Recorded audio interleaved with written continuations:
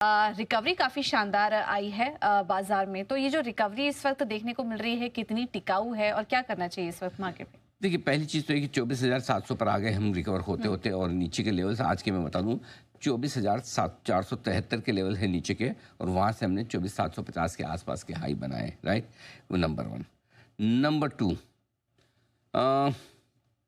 Bank Nifty 55,150 का लो बनाया और 55,675 के आसपास के हाई बनाए।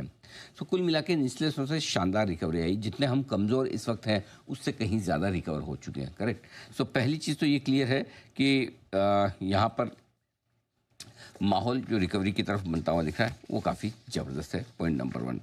पॉइंट नंबर टू, अब अगर आप देखेंगे तो इस वक्त बाज़ार में हल्की फुल्की कमज़ोरी का माहौल है, लेकिन पैनिक नहीं है, ये आप मानकर चल सकते हैं। दूसरी चीज़ ये है कि निफ्टी और बैंक निफ्टी दोनों ही इंपॉर्टेंट सपोर्ट लेवल से ऊपर आते हुए दिखे हैं। ये एक अच्छा संकेत है इसके लिए।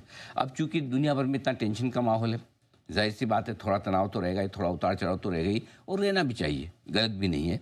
और ऐसे में जहाँ तक रणनीति का सवाल है, ट्रेडर्स के लिए बहुत साफ है कि आपको पोजीशन हल्की करना और हल्की रखना दोनों आना चाहिए। ज़रूरत पड़ने पर आप अपनी पोजीशन हल्की कर लें और हल्की की हुई पोजीशन को हल्की रखें भी। ऐसा ना है कि 200 ऊपर आ गया तो एकदम कॉन्फिडेंट हो जाएंगे, 200 नीचे जाता है, अरे बाप रे मर गया, ये क्या हो गया। सो ये 200 पॉइंट निफ्टी 300 पॉइंट आपको इस तरह के झटके कभी भी देता रहेगा। जैसे भाव ऊपर आए और आप सोचेंगे युद्ध खत्म, और जैसे भाव नीचे आए आपको लगे युद्ध शुरू, वैसे चलेगा नहीं। सो इसलिए पोजीशन हल्की करना भी आना चाहिए और हल्की रखना भी आना चाहिए। दोनों चीज़ आपके लिए बहुत ज़रूरी है। अब लेवल्स का जहाँ तक सवाल है, जब तक 24,450 के नीचे निफ्टी बंद ना हो और जब तक बैंक निफ्टी 54,950 के नीचे बंद ना हो, तब तक निवेशकों को डरने और घबराने की जरूरत है। ये क्लोजिंग बेसिस पे दो स्टॉप लॉस आप मान के चले। 54,950 के नीचे बैंक निफ्टी बंद होगा तो, और 24,450 के निफ्टी बंद होगा तो दिक्कत होगी। अब क्या करना है इन्वेस्टर्स के लिए? जब तक सिचुएशन ठीक ना हो तब तक पैनिक में बेचना नहीं है। एकदम जोर से अरे बहुत, ये तो अब मतलब 22,000 हो जाएगा, 21 हो जाएगा, 20 हो जाएगा, ये हो जाएगा, वो हो जाएगा, इस डर में बेच नहीं देना है। और नहीं ये कि एकदम से कूद के ले लें कि आज के बाद वापस कभी मिलेगा नहीं, क्योंकि ओपन लो बना है, जहाँ खुला वहीं से लो बना है और वहाँ से रिकवरी हो गई, और ये मैं तो मिस कर गया सुबह उस समय थोड़ी लग रहा था कि इतनी रिकवरी हो जाएगी। सो न तो पैनिक में बेचना है, न हड़बड़ी और ज़्यादा जोश में खरीदना है। एक्टिविटी जितनी कम रखेंगे उतना आपको फ़ायदा है। करेक्ट।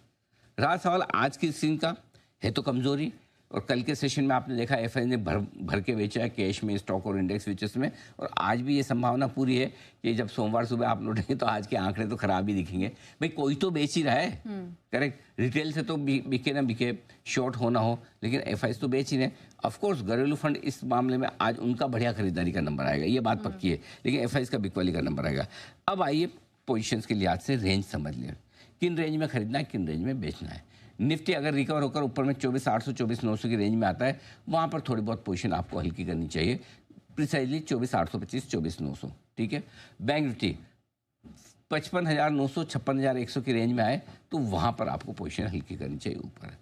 अब अगर आपको खरीदना है तो खरीदने के लिए थोड़ी सी देर हो गई डे ट्रेडर्स के लिए, और वापस अगर गलती से नीचे का दिखे आपको मामला, 24,500 24,625 एंट्री पॉइंट बनेगा आपके निफ्टी में खरीदने के लिहाज से। 55,150 55,350 एंट्री पॉइंट के लिहाज से बैंक निफ्टी खरीदारी का मौका बनेगा। लेकिन एक चीज़ बताऊँ पूजा, की निफ्टी ज़्यादा बेहतर दिख रहा है बैंक निफ्टी के मुकाबले में।